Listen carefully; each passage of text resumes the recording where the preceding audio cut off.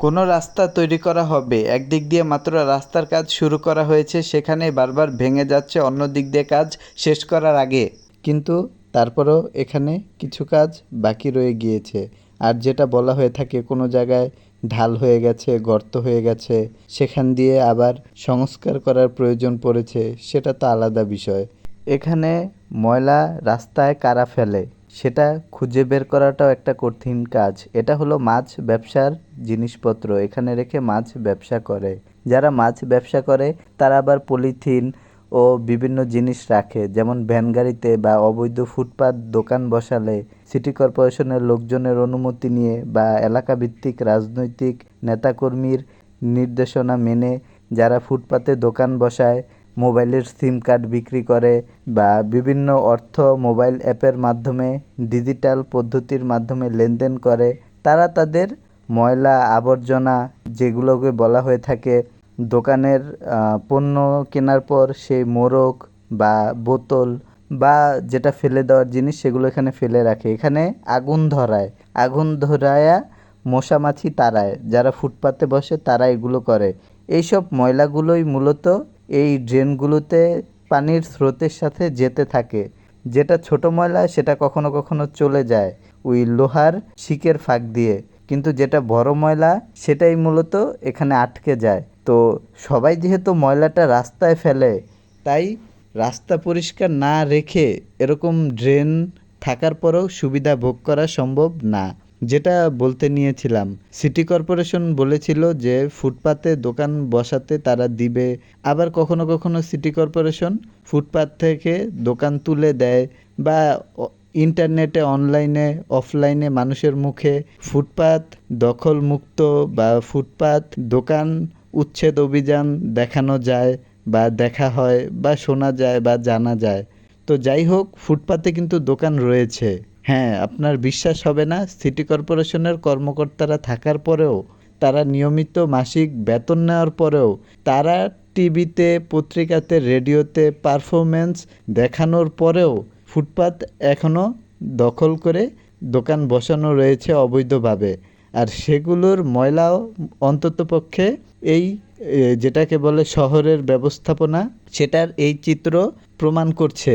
তো আপনি যদি কখনো জানতে চান যে মানুষের কোনো দেশের সরকারের সেবা কেমন, সেটা আপনি নিজে কেমন সেবা পাচ্ছেন তার উপর নির্ভর করে।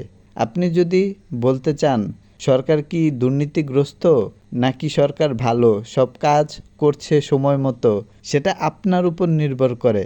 আপনি প্রত্যেক দিন যেই কাজগুলো দেখেন যেগুলো সরকারের করা উচিত সেটা করছে নাকি না করে সেটা সরকার এড়িয়ে যাচ্ছে, সেটা দেখেই আপনি বুঝতে পারবেন যে সরকার কি দুর্নীতিগ্রস্ত নাকি সরকার সব কাজ করছে আপনাকে সেবা দেওয়ার জন্য, হয়রানি মুক্ত রাখার জন্য, একেবারে স্বাস্থ্যকর জনদুর্ভোগবিহীন জীবনযাপনের সহজ পদ্ধতি ভোগ করার জন্য, সেটা আপনি নিজেই মূলত প্রমাণ বহন করেন। কিছু লোক দেখবেন যে তারা সবসময় বলে থাকে যে একেবারেই কোনো সমস্যা নেই দেশে, আবার কিছু লোক বলে থাকে যে সমস্যা আছে, ভালো কিছুই নেই দেশে। আসলে এইগুলা কখনো কখনো তর্ক বিতর্ক হয়ে যায়, রাজনৈতিক তর্ক বিতর্ক। তাই এগুলাতে যাওয়াটাও আমি বা সাধারণ মানুষ আমার মনে হয় অনেকটা বিব্রত বোধ করে বা একটা এড়িয়ে যেতে পারলেই নিজেকে খুব স্বস্তিদায়ক ভাব বা অনুভব করে। তো এই ময়লাগুলো এখানে রাখা যাবে না, কারণ এটা ফুটপাত, এখান দিয়ে চলাচল করে বা দোকান খুললে তাদের সমস্যা হবে। মূলত দোকান বা বিল্ডিং বা স্থাপনা তাদের ময়লাগুলোই এগুলো সড়কে এসে সেগুলো পানির সাথে যেয়ে ওই ড্রেনের মুখটা বন্ধ করে বা যেই নেট সেটা। তো কখনো কখনো নিজেরাই নিজেদের অশান্তির জন্য একেবারেই অভিযুক্ত হয়ে থাকে। এই ময়লাগুলো এই রাস্তার দোকান থেকেই ফেলা হয়েছে, দোকানের পাশে কোনো ডাস্টবিন রাখা হয় নাই, একেবারে সিটি কর্পোরেশন থেকেও কোনো জায়গায় ডাস্টবিন রাখা হয় নাই। যারা বলে ময়লা পরিষ্কার করে, ময়লা পরিষ্কার করার জন্য নির্দেশ দেওয়া রয়েছে, ময়লা পরিষ্কার করার জন্য লোকদেরকে যে নিয়োগ দেওয়া হয়েছে তাদেরকে নিয়মিত বেতন দেওয়া হচ্ছে, কেউ কেউ বলবে বেতন বাড়িয়ে দিয়েছে ময়লা পরিষ্কার কর্মীদের, কেউ কেউ বলবে ময়লা পরিষ্কার কর্মীদের বেতন, বোনাস ও পারিবারিকভাবে যেন তারা সচ্ছল হতে পারে সেজন্য খোঁজ খবর রাখা হচ্ছে। কিন্তু কোনো না কোনো জায়গা থেকে সাধারণ মানুষ বাদ পড়ে যাচ্ছে, তারা বঞ্চিত হয়ে যাচ্ছে, তারা একেবারে আলোচনার অংশে আউট অফ সিলেবাস হয়ে যাচ্ছে।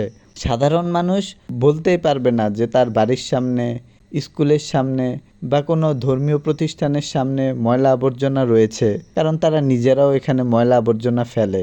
যে যেই জায়গায় যেই জিনিস খায়, ব্যবহার করে বা ক্রয় করে, সে ওই জিনিসের ময়লা বা যেই জিনিসটা প্রয়োজন নাই সেটাই ওইখানে দাঁড়িয়ে রাস্তায় ফেলে চলে যায়।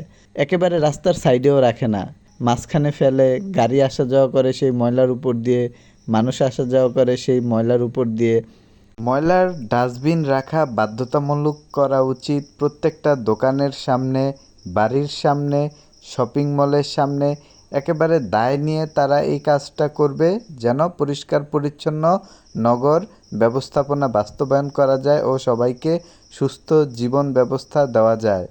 স্বাস্থ্যকর পরিবেশ যেন আগামী 10 বছরের মধ্যে পরবর্তী প্রজন্মকে উপহার দেওয়া যায় সেই লক্ষ্য অর্জনে। আপনি দেখতেই পাচ্ছেন এই সবগুলো জিনিস আমরা যারা প্রতিদিন ব্যবহার করি সেরকম জিনিস। এই যে রাস্তার মাঝখানে কোথাও কোথাও গর্ত হয়ে রয়েছে, এগুলো নতুন রাস্তা। বৃষ্টির পানি পড়লে এই রাস্তাগুলো কোন জায়গায় গর্ত, কোন জায়গা দিয়ে ড্রেনে পানি নামছে না সেগুলো মূলত খেয়াল করা যায়।